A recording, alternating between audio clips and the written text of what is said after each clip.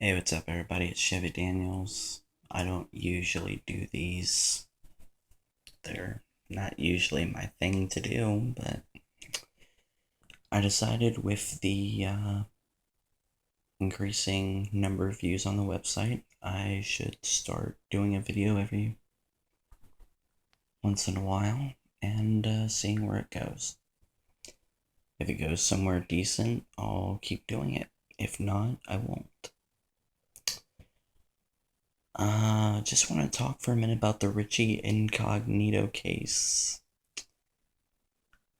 Usually when I see a story about bullying, of course, it's usually in a school, and that's usually a topic I like to talk about. I was very surprised to see it happening in the NFL. It's funny how everybody tells us once you hit the workplace, high school, and bullying goes away, but it's really interesting now to see that it doesn't. And it's true. Any adult can tell you, oh, well, you're just living back in high school, all those old years. You're living in the past. You can just point to this story with Richie Incognito and this poor guy, Martin, and it's really just, it's pathetic. And now, Dolphins quarterback Ryan Tannehill comes out and said that 2 weeks ago, Martin and Richie Incognito were the best of friends. They were friends and they always stuck up for each other.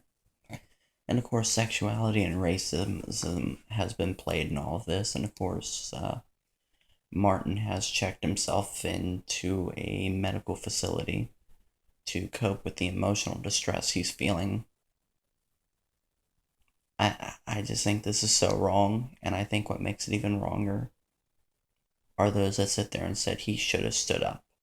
He should have stood up and did something. You can't stand up. Now keep in mind, this is a rookie versus veteran. A veteran is bullying you. Somebody who should, have his players back, which they're saying he did. I don't believe. I'll say what I believe in a minute, but this guy should have had Martin's back. He didn't. And this guy Incognito is friends with a lot of people on the offensive line, on the defense. And of course, they're all going to take his side. Many players are defending Incognito right now, which I think is even more pathetic. Well, not pathetic, I don't need to be that mean, just very troubling to me. And everybody says, you should have punched him, you should have punched him. No. If a rookie punches or gets into a fight with a veteran player, of course the rookie will be blamed. Of course the rookie will be fined, suspended, or something else. Because the front office of the team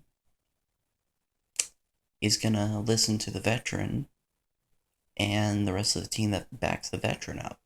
If you notice right now, everybody's backing the veteran. Everybody's backing Incognito. The team's not backing Martin at all, which again I find troubling. Everybody has already sounded off on this on ESPN. You see everybody say the name, call Incognito a racist, insensitive. He's a homophobic. He's a this. Now, keep that word in your mind, homophobic, for a minute. Let's keep that word in our mind for a minute. What I do think happened, because I am starting to believe the story that they were friends. And it was also said that the coach was told Incognito to look over Martin, and they became friends. And of course, he picked on him a little bit, from time to time. But this is what Martin could take. And then eventually, Martin maybe confided in him, and confided in Incognito his sexuality.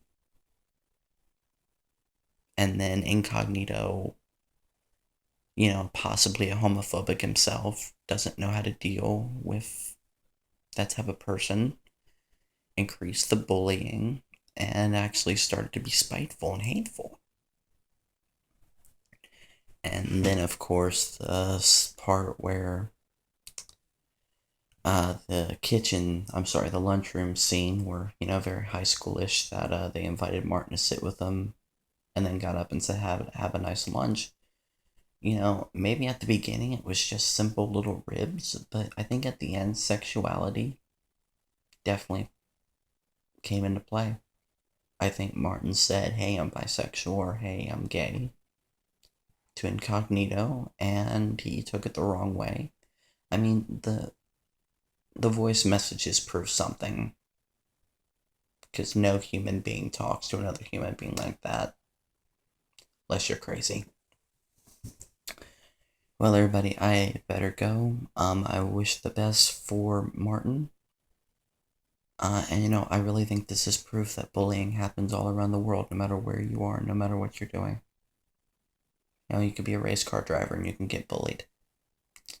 You could be a stockbroker and get bullied. You could be a janitor and get bullied. You could have a neighbor and be bullied. Bullying doesn't stop in high school, and this proves it. And for anybody saying Martin should have punched Incognito, put yourself in that position for a minute and tell me if you'd punch a 400-pound frickin' lineman. I don't mean that vindictively towards anybody. I just want you to look at the other side of the situation. I want you to look at how this man was treated. I'm not saying the people listening or watching this that agree with Incognito are insensitive. I'm asking you to just be more sensitive. Anyway, this is Chevy Daniels for Rock and Talk with the Daniels. Like us on Facebook, www.facebook.com/RNT Daniels. That is the letter RNT Daniels. Also, www.wearethedaniels.weebly.com. Now, if you excuse me, I better go before that Roger Ebert wannabe decides to review my show. Rock on. Have a great rest of your evening. I'm going to bed.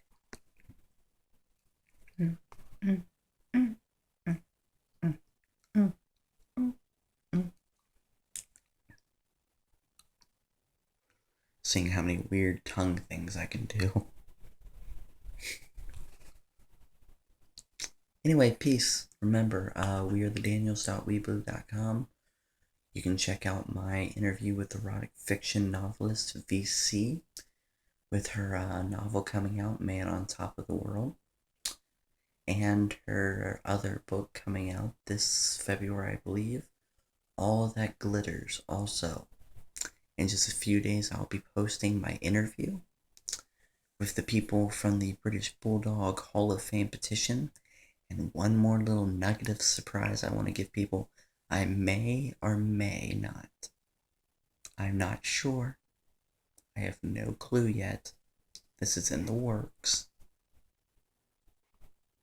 But I may have an interview with a member of the Hart family.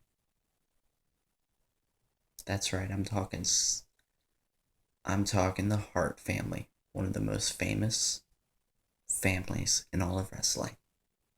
Let's see if it happens. Check out our website and come rock with the Daniels.